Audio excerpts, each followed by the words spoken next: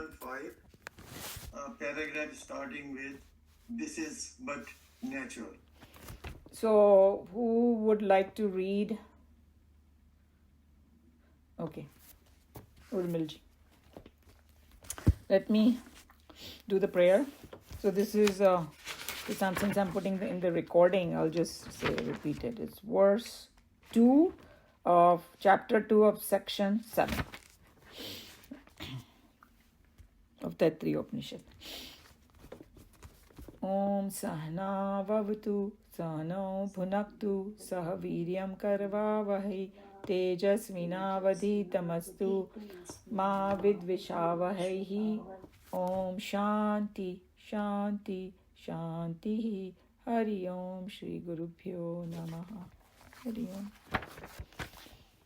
Om Shanno Mitra Sham Varunaha Shanno Bhavatvaryama Shanno Indra Brihaspatihi Shanno Vishnu Rukramaha. Namo Brahmane Namaste Vayo Tvameva Pratyaksham Brahmasi Tvameva Pratyaksham Brahma Vadishyami Ritam Vadishyami Satyam Vadishyami Tanma Vavatu Tad Vaktaram Avatu Avatu Mam Avatu Vaktaram. Om Shanti Shanti Shanti. So just to connect to what we are doing, this verse, it talked about the joy that we feel in the world. Everything is coming from Brahman, because Brahman is that bliss. So the translation of the verse was that which was self-made, talking about Brahman. We saw that Sukruta was the word, that self-made or well-made. That is taste or joy. So that joy ko taste bhi bola hai, because how when we eat some rasgulla or something, ras hota hai, usme maza aata hai, something like that. So dunya mein bhi maza hai. Having obtained this taste, man becomes blessed. Because that's what everybody is doing. Joy hunting we are doing. We may be doing it in the wrong place, that's all. So it's saying that having obtained this taste, man become blessed. For who can breathe out or breathe in if this joy was not there in the cavity of the heart? And this Brahman himself brings us joy. So is hammering again that everything comes from Brahman, all the happiness. And to the extent we are the receiver, our mind is pure, the happiness is according to that. Remember we talked about the same principle over here also. And he was saying that अगर वो happiness नहीं हो दुनिया में तो जीने का फायदा क्या है? Right? That's what they are saying. Because हम लोग कितने भी दुखी हो, हम लोग को hope होती है कि yes, there is some joy in life, and there is. The people who think that there isn't, they are just wrongly understand it, because their own nature is full of joy. They have to just tap into their own nature. So whichever way you want to look at it. So we were in the middle of reading that. So now, Urmilji, you can start the paragraph. This is but natural. Oh, sorry, you have to unmute.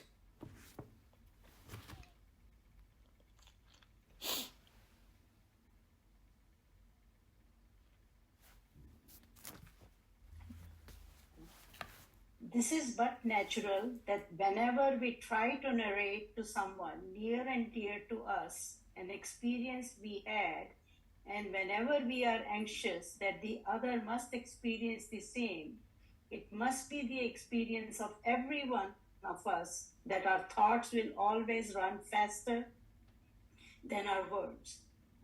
Similarly here, when the teacher was over anxious to convey his finite experience of the positive reality of the spirit, his thoughts ran wild into his memory of lived joys, while his words stammered and faltered at the threshold of their own incapacity. So it was actually conveys infinite. You said finite, actually is infinite. Never mind. So what here, since we are in the middle of the paragraph and all that, I will have to explain what. In this verse, he made a very strong statement, the teacher, because he said, "Fir jeene ka fayda kya?" So he's just saying that when you have, who is this teacher? He has a person who has experienced the Brahman himself, and he has experienced that infinite joy within himself. Because when we come to the other verses in this next section, section 8, he's going to talk about, give a little measure of this joy. कि हम लोग को ना भी छोटे मोटे Joy खाली मालूम है, लेकिन उसकी ये वाली जॉय की इतनी क्वांटिटी बड़ी है. And just I'm thinking of an example to give. That suppose I take just one drop from the ocean and think that that is joy, and they're talking about the whole ocean. Okay, how much joy will be there? Something like that. So there's what Swamiji is trying to tell, that when somebody has had that experience and now they are trying to tell that experience to people who don't have that experience, the guy is very excited. It's something like, I go and see some, like in my family, our sons, they went to the big island of Hawaii. अब वो आके उन्होंने इतनी तारीफें की, इतने, because they want me to go and go over there. So they keep saying, oh, it's so great and this and that, out of this world. If there is one heaven, it is here, or half of it may not be even true. I don't know. But in their own excitement, they are saying all these things. So here the person got so excited. So he's just saying that sentence he may said कि तो जीने का फायदा क्या, उसके लिए स्वामी जी ने भूमिका बनाई है. It's coming from that person who has experience, and now he's trying to explain to everybody what the joy is. I think if Naresh ji or somebody else wants to read, that would be better, because right now I'm not into this paragraph right now. I mean, you want me to? Yeah, please. You want me to start from the beginning then? No, you can do that. There is certainly. That's fine. The next. There is certainly a pause. There is certainly a pause of breathless ecstasy on the part of the teacher at this point of delivery, when the power of his memory bundles him away into the realm of his experienced spiritual Ecstasy, from wherein he understands that the source of all joy in the entire universe is but the bliss of the self. And so when he tumbles down back again into his mind and intellect plane and takes up the thread of discourse, he cries out this general statement, which is pregnant with suggestion. So it's the same idea he's talking about, that this person has experienced that ecstasy. And now he's trying to explain to us, that, and then the other fact is that any kind of joy we feel in this world, small joy, medium joy, big joy, anything, everything is coming from that Brahman only. And this person knows it well, but he has actually gone to the source of it. That's why he has an unlimited amount of it. Anytime he can connect to it. दुनिया में कुछ भी हो रहा हो, nuclear bomb भी फट रहा हो, उसको फर्क नहीं पड़ने वाला, because he knows that one is temporary and this is a permanent joy. Whichever way you want to look at it, this person has got that source, he has experienced it, and now he's trying to explain. He declares that none can breathe on the face of the globe and continue to live. If the source of all joy was not there in his heart, all joys which we gain in sensuous world are all flashes of brilliance of the self emerging out through the mental agitations, when they are calmed through the fleeting enjoyments of sensuous objects, has already been thoroughly explained in the previous pages. So he's just telling us, and whoever was not there in the class or doesn't know what he's talking about, I'll explain this again because it's very important. So it's something like this, that on one hand we say, okay, Brahman is full of joy and the source of joy. Then how come when I go in the world and I experience something that I like, if I want some object and that object comes to me and I feel happy? All of us do it or not, right? For anything, the worldly things or even emotional thing, anything, we do feel joy in the world when we engage with the world. So how about that? So the explanation of Vedanta is that the reason we are kind of not having that joy because our mind is full of desires and it is very agitated. So as though that joy is covered. But when one of our very strong desire gets fulfilled, temporarily our mind becomes quiet. Temporarily only. and we feel the joy. And after, it depends, in the same day or next day or a month later, another desire comes, boom, again the joy disappears. So it is not that the joy has disappeared, it is just covered by our mental agitation. So that's why they tell you that once you learn to be calm and balanced and all, more and more joy you will be experiencing all the time. Because joy is a very nature. Bliss is our very nature. That's what it is. You know?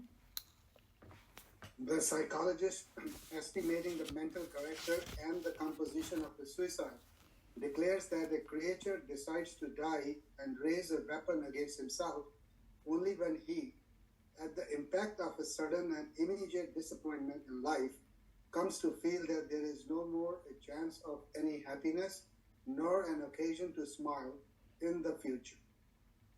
No creature can live without joy, and every moment of life is an active seeking of a greater joy.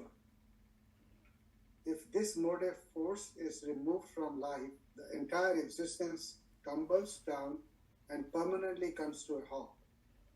The movement of life is continued and kept up by the dynamism of this joy hunting.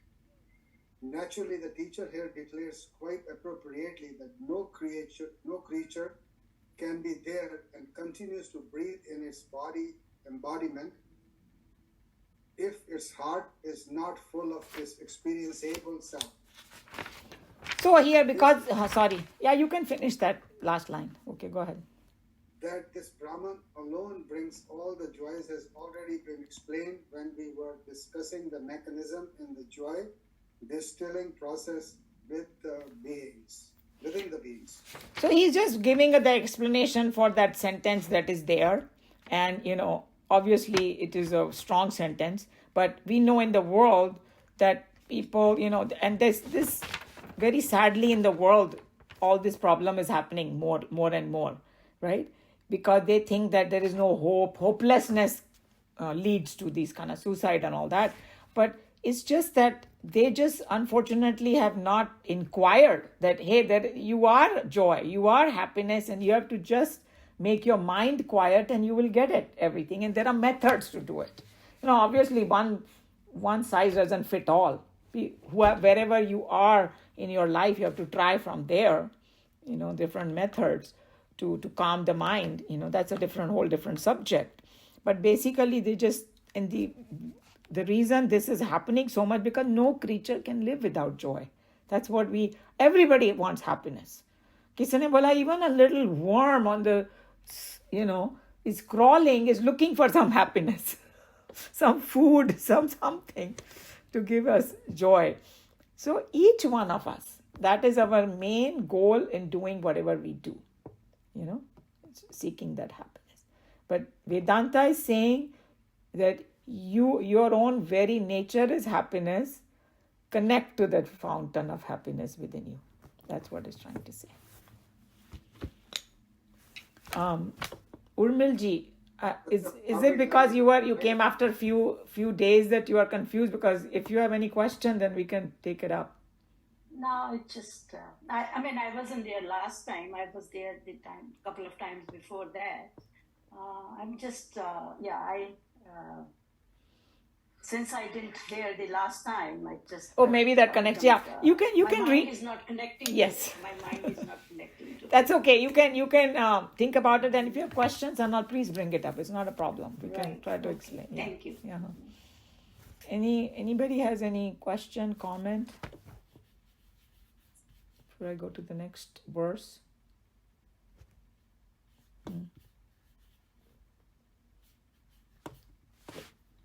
Nareshji, do you have any question? No? Okay. All right. So I think that since we were in the middle of this one, if you are just summarize in a very brief manner, that all the joys we feel in the world, the source is that Brahman, and we have, and that is called rasa or taste, and we also experience those joys, flickers of it. But Vedanta is teaching us how to connect to the source. So we are joyful all the time. That's, if we can get this much out of it, we got a lot, So with that, we can move to the next one because we still have some time. So I'll go to verse 3. Yada hi eva eshaha etasmin adrushye anatmane anirukte anilaye abhayam pratishtham vidante atha so abhayam gatah bhavati.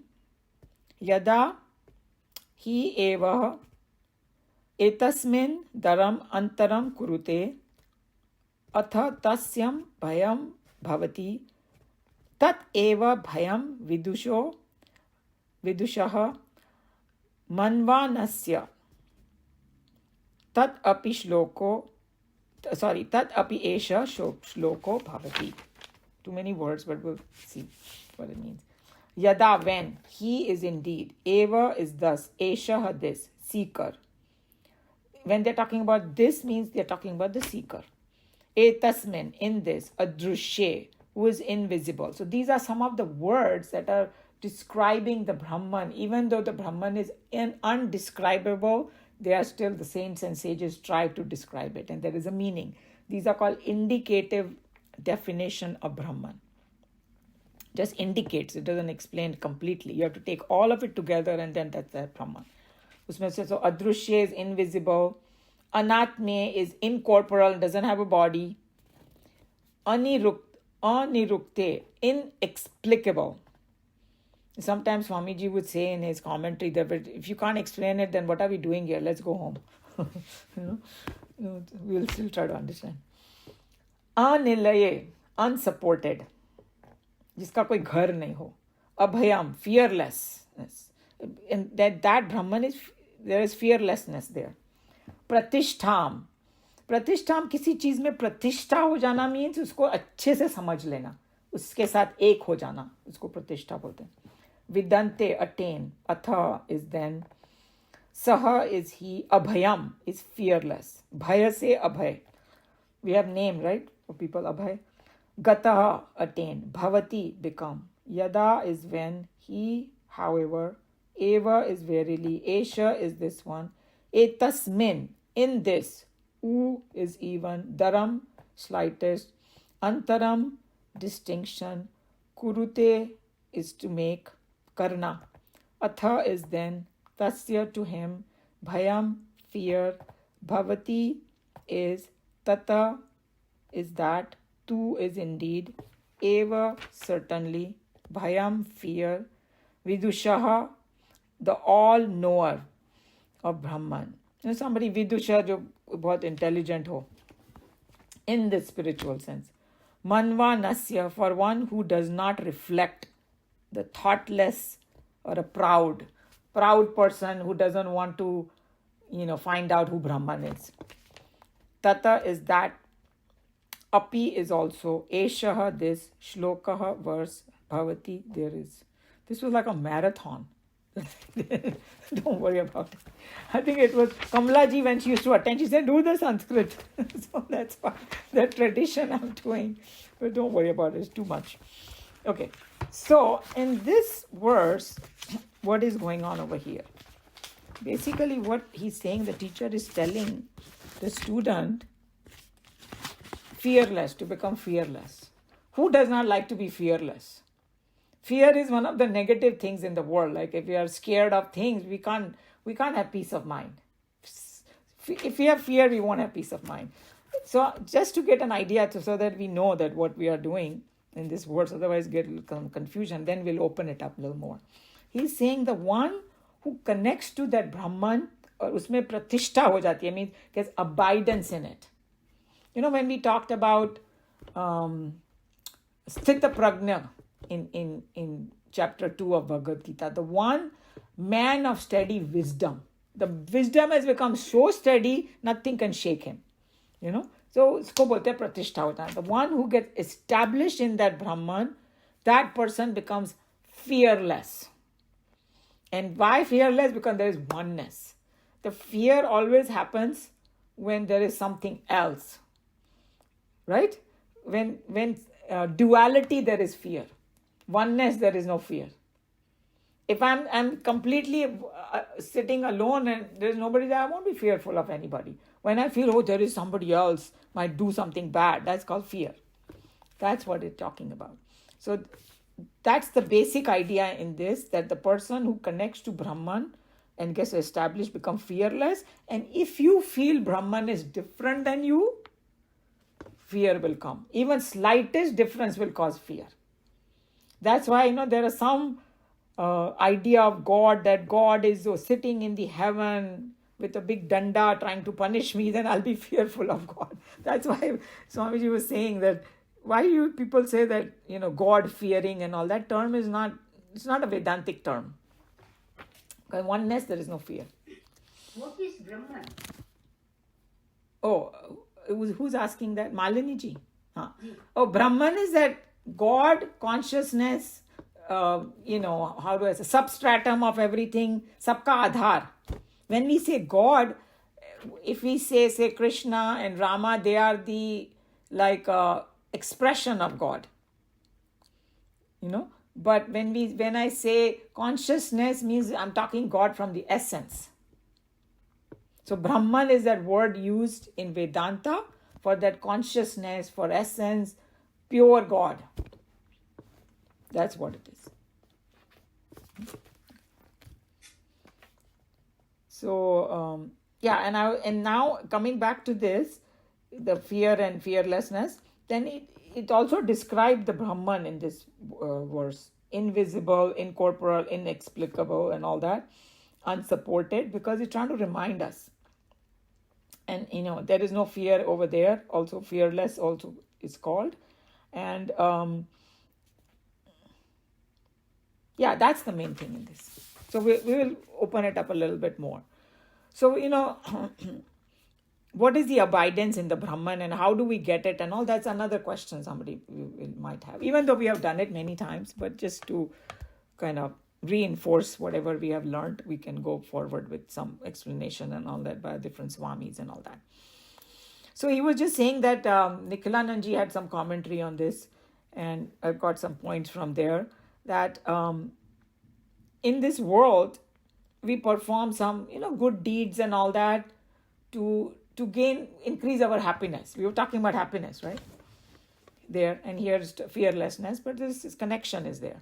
So, we do some good karmas and all, get some good result. Our mind becomes calm and peaceful, quiet, and experience a little more joy, And then, but the problem is that if we don't get established in that, again, the joy goes away. Come back to the world again and then keep trying and all that. So, the one who keeps striving, and eventually reach that peak or the destination and becomes one with that Brahman, then this person becomes fearless. But if you think that Brahman there's some misunderstanding is there. God is there and I'm here, separation is there. That is what is called avidya or ignorance in Vedanta. When the Vedanta talks about ignorance, it's not talking about ignorance of the worldly things. I don't know what is happening in the world. They're not talking about that kind of ignorance, or I don't have PhD or something, not that kind of thing. But hey, do you understand that the Brahman is everything and you are Brahman only? There is no difference, and you abide in that. That's called Vidya. And if you don't abide in that and you see the difference, that's called avidya. In fact, that ego rises because of that difference we feel. When they say somebody is egoless, means he has become one. He doesn't see the difference. So you can look at it that way too. So he's saying that person who gets the pratishtha or abidance in that Brahman, how do you get it? By following the path laid out in the Upanishad or Bhagavad Gita. And then we know, he just reminded of the path. Just to revise, how do we get there? Start with listening. Because nobody can show this is God. According to Vedantic definition of God, the Brahman, nobody can show, but you can hear about it. That's why Shravanam, listening, is very important. Then contemplation, Mananam they call it, and then Nididhyasan. So he was just saying this is the path, that's how we abide in Brahman, or we start getting convinced. through study of Vedanta, that this is what is the truth. And what is the, how do we learn? And this Upanishad is a very good one because it told us about the 5 koshas, 5 sheets. The pure Brahman as though covered by these 5 sheets. Annamaya kosha, pranamaya kosha, manomaya, vijnanamaya, anandamaya. We saw that, right? So these are the koshas. Then I realized, hey, I am not these. These are just coverings on that. So, and Nididhyasan is, what is Nididhyasan? Is meditating on it means after I'm convinced of it, I continuously stay in that thought. That's called Nididhyasan. Abidance. That slowly the abidance gets deeper and deeper. And then what happens? Swamiji, Nikhilananji gave a very good example. See if you can understand this. I'll try to explain. Because in this group, many of us were together when we studied Mandukya Upanishad. Remember that? They talked about 3 different things experience in the 24 hours. Waking, dreaming, and deep sleep. And deep sleep में बोला था आनंद ही आनंद है. इसको आनंदमय कोश भी बोला गया, right? Everybody loves deep sleep. And we all want so badly कि जब नींद आए तो deep आए. सपना भी नहीं चाहिए, right? So he was saying that in that deep sleep, the reason we have so much happiness is because all the koshas are dropped. That's why, So he's saying it's like a person with a makeup and without the makeup. He comes up with some crazy example, but it makes sense.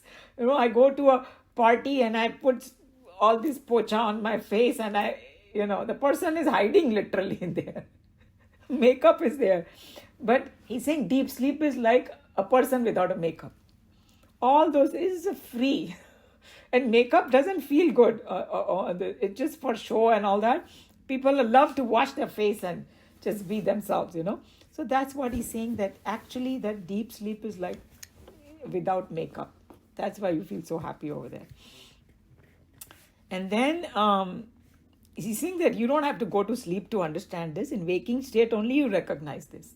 That, hey, the deep sleep state is like that, So the sadhana is done by the waker to understand that, to drop the identification. That's why he gave that example. And then also to recognize that I am just a witness of these body, mind and intellect equipment. We need to recognize that. And self, it alone, the knower, feeler, thinker and all that. And all it is happening in deep sleep. The reason everybody feels so happy, because you have dropped all your activities and you are sitting very quietly. Everybody loves to do that, right? For a while. You finish all the work and then you sit on the chair. You feel so great. He's saying in deep sleep, that's what happens. It's like another example he gave. It's like a cook. It's cooking, and then after a while he stops cooking and he sits quietly. He's still a cook only, but he's not doing anything. And that's what it is when in the deep sleep, or that Brahman. So he was just saying that this is how we understand and get established in it. They're giving you different tips about it, how to get established in it. And the one who established in that fearless Brahman himself becomes fearless. That's what it is, because you become one with it. And then we already discussed that point, but I'll bring it again, that fear always happens in duality. When there's something other than me, then I fear. If everything is me, there's nothing to fear about. That's what it is. And the word abhayam is used over here. And then, now they are explaining a little bit in this verse who that Brahman is, right? So the Brahman, these are the terms they use, and they are nice to understand it, what it is. So they said, yes. Umaji, I had one question. Yeah, sure. If you become so fearless, I'm just confused today. That if you become so fearless, then you won't obey the rules. No, they're not talking about that kind of fearlessness. Worldly fearlessness, that's a very good thing. When do you feel fearful in the world? When you don't obey the rule. Exactly right.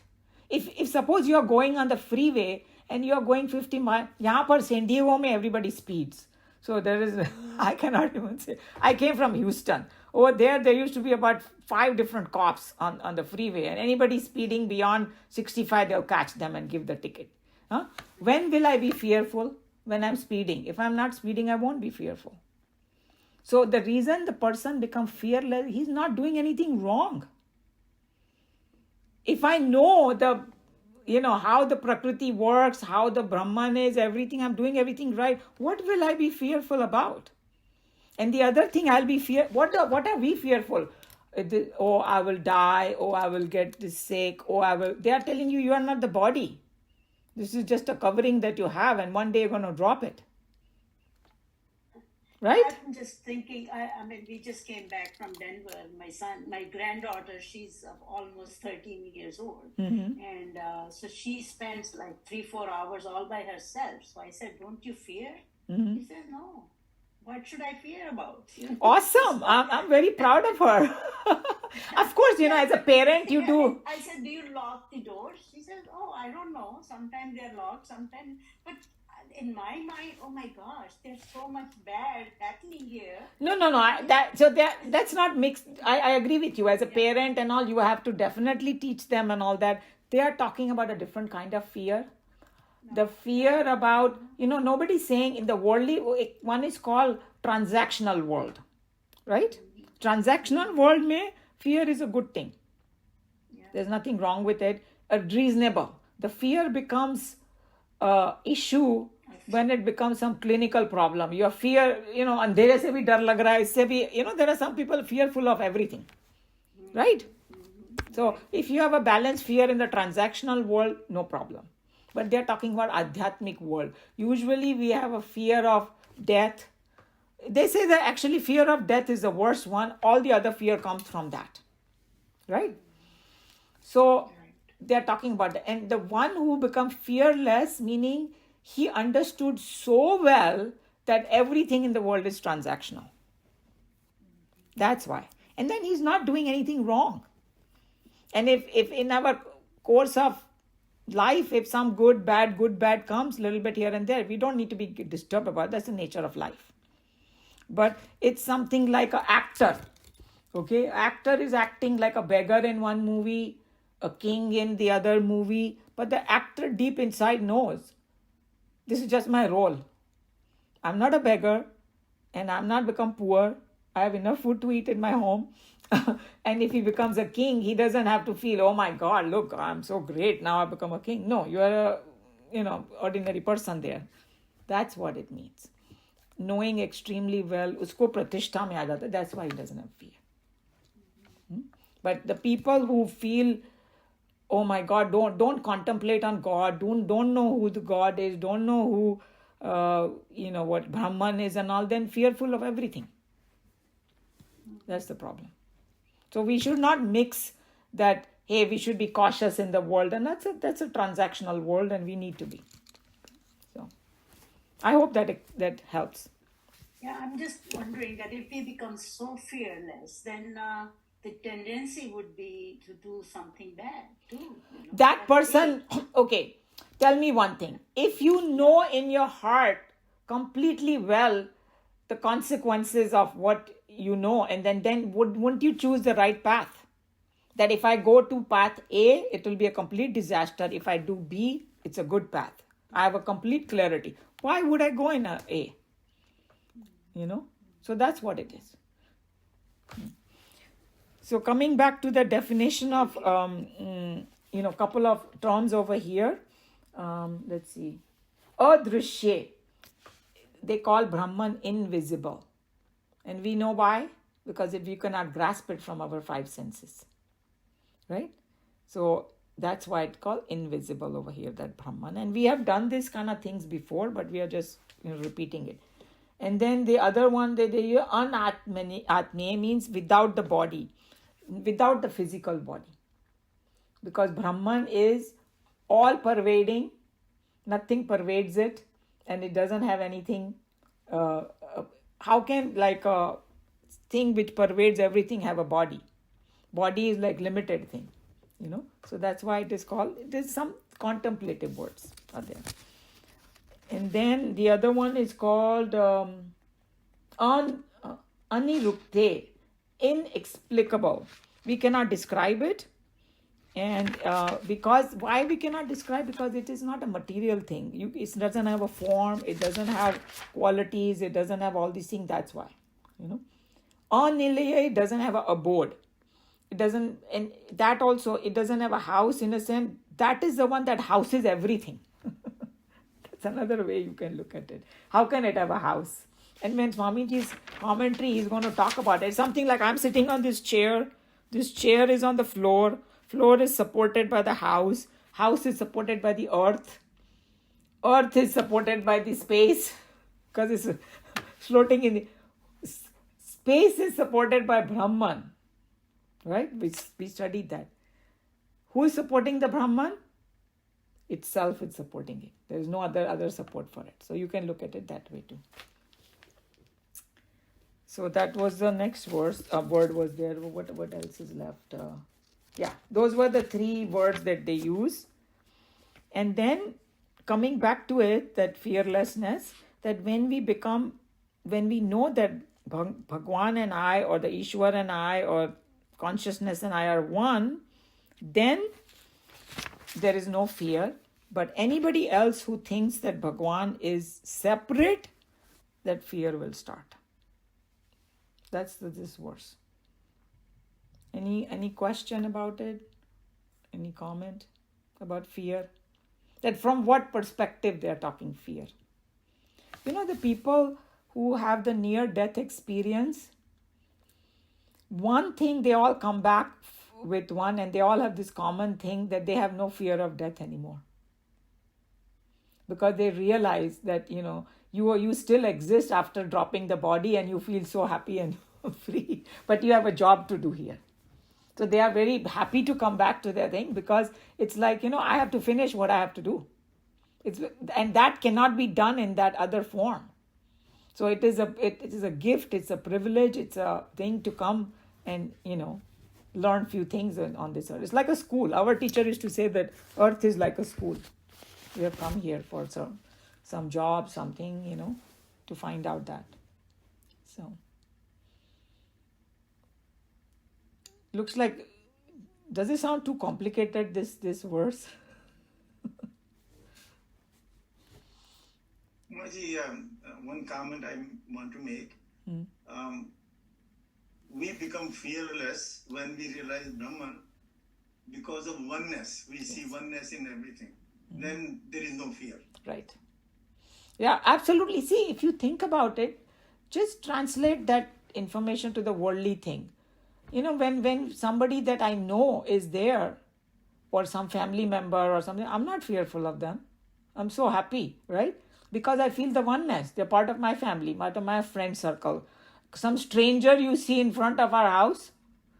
See, सबसे पहले वही जैसे उर्मिल जी बोल रही है, सभी को डर लगता है, कौन आ गया ये, is what intention he's coming with, because I don't feel the oneness with.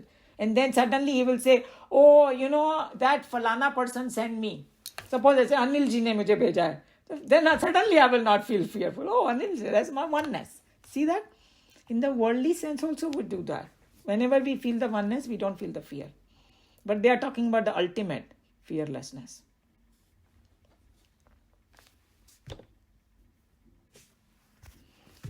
Well, Rohan is here today. I am so, the youngest fellow in our group. And you sat through the whole thing. So that, I know, that goes for applaud from my side. Yeah. Okay, so I think it's almost time up. Another minute is there, so we will read this thing. And if you have a book, if you have time, read it, because then it becomes easier. If you have questions, you can bring that, All this is the same thing like Bhagavad Gita, but catching from another angle. That's all it is. You can call it fearlessness or a full, complete joy. All those things are part of that same thing.